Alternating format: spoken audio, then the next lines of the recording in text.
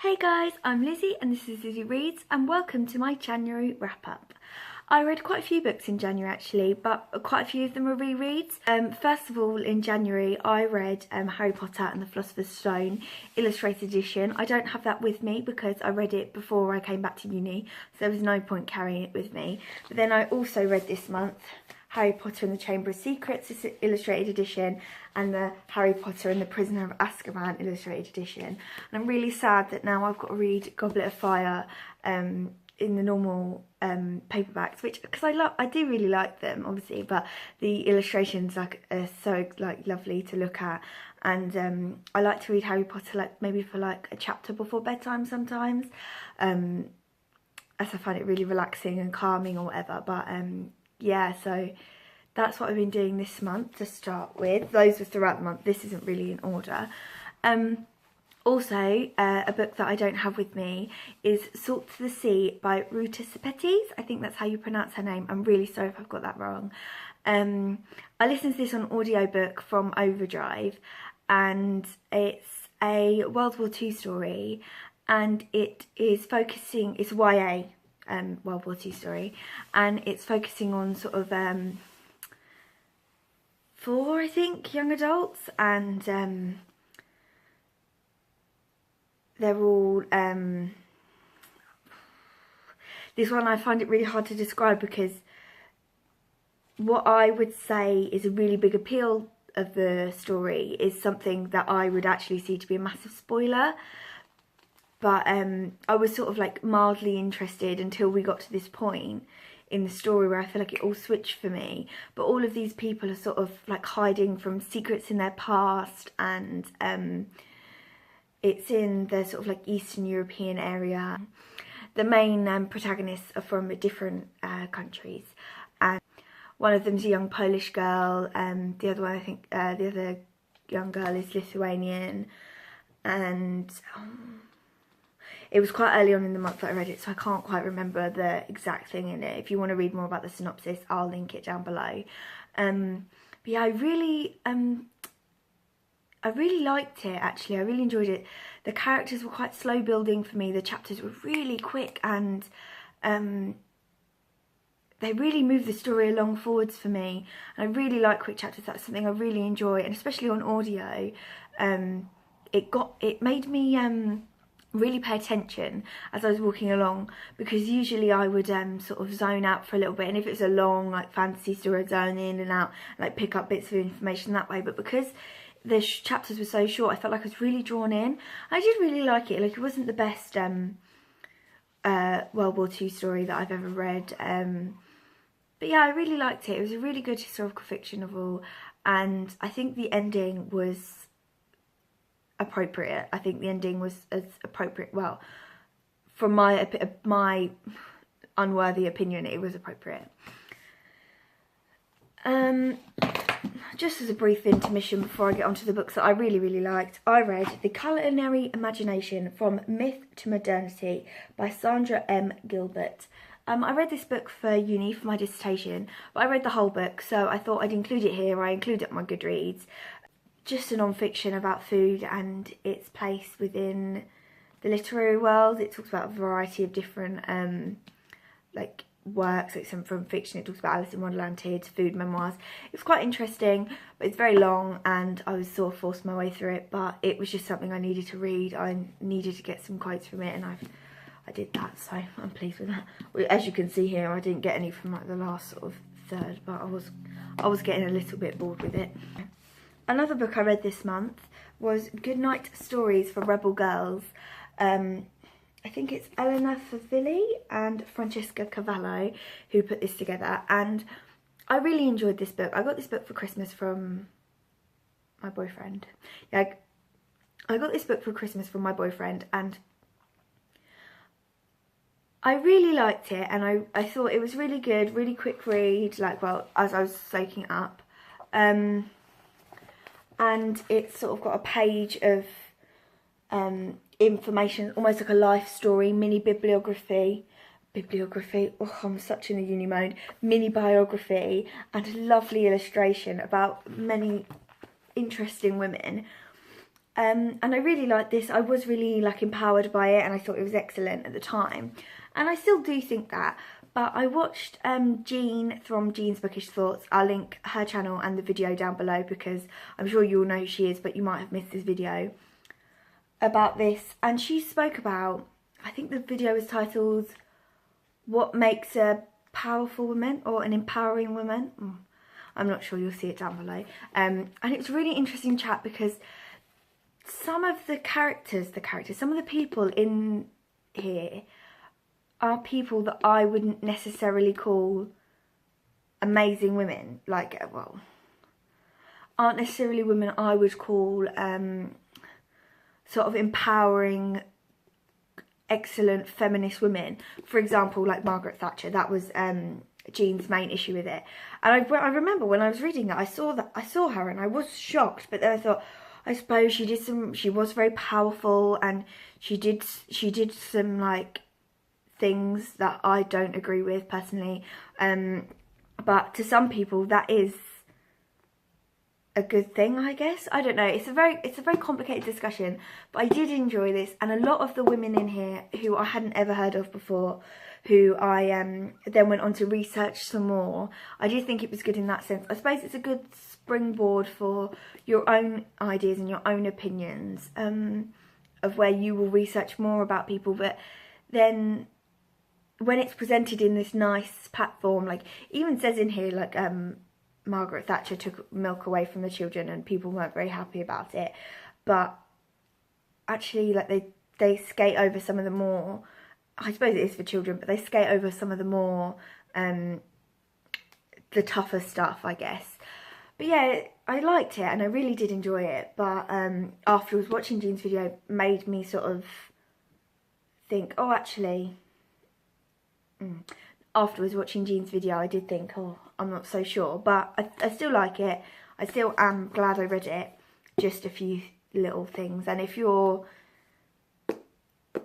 I think it's just something to note, really. Now, last year, I really enjoyed reading Neil Gaiman, and I still feel that. I'm still really excited to pick up some of his other books, but I picked up this year Fragile Things by Neil Gaiman. I actually bought it last year, and this is a collection of sort of, there's a few poems, some short stories, some really short fiction in here as well, and none of these really I connected with. I thought that, and none of them I was like, oh my god, this is amazing, I want to read this again. Like some of them were okay, some of them I was just reading like hoping that they were going to jump out at me. I don't know if I read this at the wrong time, or I'm just not a fan of his shorter fictions, because a lot of the stuff I've read of his has been quite large, like 300 pages plus, and this is quite big for a short story collection, I think. So I think there's a lot of short stories in here. That's just one page, and then the second page. So I didn't hate it. I just didn't enjoy it as much as I was hoping because of my previous love of Neil Gaiman and his works. So hopefully the next thing by him I pick up I like just as much as all his other stuff. One thing I did like about this though, in the introduction, for each piece, he did like a brief little sort of, not a summary, but like an explanation of why he wrote it, or who he wrote it for, like for example like different magazines, different short story collections and things like that. So I did enjoy that part of it, but I didn't read all of that bit like at the beginning. What I did was after each short story I turned back to the beginning and read that little section. And it also has the Monarch of the Glen at the back of this, which I have read before because it was in the back of my American Gods, because it's a sort of novella about Shadow and his future life. His life after American Gods finished. And I did really like that story, but obviously I'd read that before and I knew that I'd like that, and I knew that I liked Shadow as a character, well, and I knew that I liked that story and that world. So this was a bit of a miss for me, actually. I was really gutted, but obviously it still had, like, there were elements of it where I did feel like that feeling, but the stories overall weren't grabbing me as much as his previous stuff has. I'm going to finish on two books that I absolutely adored in January. One of them was a reread, and that was Pat Barker's Regeneration. I read this in school. I read it year 13 or 14. I read it in year 14 and for my English literature class. And at the time I did really like it, but obviously I wasn't enjoying it loads because of reading it for class. It's never what you want it to be, and it's never that fun because you always have to read it, that sort of thing. But yeah, I really like this, and it's set in 1917 England. Well, I say England, it's Scotland. It's set in Edinburgh. And I'm holding it this side with this arm like crossing my body. I'm such an idiot. And it's set in Craig Lockhart's War Hospital. So it's a hospital for like PTSD sufferers, and sort of it's a war hospital, so it's got sort of different things like that, but it's all sort of mentally focused, or it's sort of as well some of the people are suffering from both physical and mental illnesses that are like bound together. And it's set in a real war hospital. Craig Lockhart was real, and it's got some characters in there that are real. Rivers, the doctor there, who's one of the main characters, he was real, and he treated Siegfried Sassoon, the war poet, who was there and is in this novel, and Wilfred Owen was there, and he is in this novel, although he was treated by a different doctor. And who's the other one? Graves. Is Graves real? It's got a few other real characters in there. But rereading this, I realised how much of an amazing novel it is, how much Pat Barker crammed into such a tiny book. There's some really horrific scenes in here, and it really gets to the heart of like the First World War, and getting to the point where it was becoming ridiculous if you didn't think it was ridiculous to start with, and it was awful, like what soldiers were going through, and the treatment of people with PTSD, and discussing things like conchies, and like yeah, the discussion of conscientious I'm not saying that again objectors in this was really interesting. And yeah, I found it so thought-provoking, and I actually really, there's 3 of these novels, and I've ordered the second one because for some reason I've got the third and not the second. I've ordered the second one, and hopefully it's going to arrive soon because I really want to continue on in the series. Yeah, I just really like Barker's writing style. I thought it was really interesting, and it was really good to read it after like the last couple of years. So yeah. And lastly, but certainly not least, I didn't read this last. This was like one of the first books I read in January, and that is Career of Evil by Robert Galbraith, aka J.K. Rowling. I really loved this. I really enjoyed this. I've enjoyed the other 2 in the series a lot. Like I really got into them over Christmas, and I had to take a break because I was reading a few different things that I got for Christmas that I wanted to read, or Christmas books, etc. So I was reading this when I came back to uni, and I sped through this towards the end. Like usually I found with these novels, the first like 150 pages I take really slowly because I'm trying to savour it, and I get to a point where there's no return. I've just got to speed through all night. So this is the third in the Cormoran Strike series. Cormoran Strike and Robin Ellicott have created a very strong bond as a private detective and second in command, I guess you'd call her, because she's sort of training up at the minute. She's gone on her course or for something, following people, but another word for that course, and she's getting very into this. She's going to marry a shitty boyfriend who we don't want her to marry, and it's all very dramatic. But this one was very personal. This novel was very, very personal, and I felt very attached to the characters in this novel, and I bloody loved it. And I've not been like anticipating like a series next in the book for such a long time. I feel like all of the books that I like are sort of I'm way behind and everything, but this, I want the next book to come out straight away. I'm so excited. Yeah, I really enjoyed this, and what I've liked about this series so far is that every book is different.